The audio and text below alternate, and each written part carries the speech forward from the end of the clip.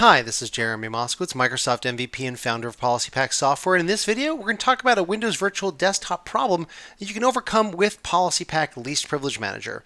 Now, this application is being run with Windows Virtual Desktop, and parts of it are going to work just fine when you are a standard user, as you can see here. But then other parts are going to only work when you run this application as an admin.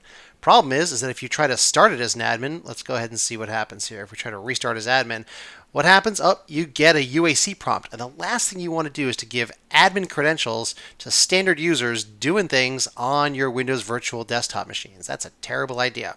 But instead, you can use PolicyPak Least Privilege Manager to elevate these applications to let them run with admin rights instead of the user running with the scissors all the time with full admin rights. So what we're going to do is we're going to use our management station. So this is my GPMC management station, and for my sales, East Sales users here, I want to right-click and create a GPO called Let Windows Virtual Desktop Users Run Some Apps as Elevated.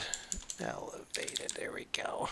All right, so now here is the GPO that I want. I'll go ahead and click Edit here, and I'll dive down. I'm doing this on the user side. So if I go to User Side, PolicyPak, I'm going to hit Least Privilege Manager component on the user side because I want all of my eSales users to be able to perform this. So I'm going to right-click, Add a new executable policy. All right, and what I'm going to do is create what's called a combo rule. A combo rule says, hey, look at the digital signature and the inner file info for applications that you want to match and only elevate those. The other thing I want to do here is uncheck apply to child processes, because if that application has a way for that user to break out and elevate another application, we don't want to give the keys to enable that. So we're going to turn that off for safety. Go ahead and click Next. We're going to select a reference file, which is tree size free, which I happen to also have on this machine to make things go a little bit easier. So you can see it's signed by Jam Software, and the file condition info is if it's higher than or equal to this version, then what I want to do is run it with elevated privileges. And just like that, I'm off to the races. Now, to be clear, this probably won't work the very first time you try to run it again. In fact, I'll show you why.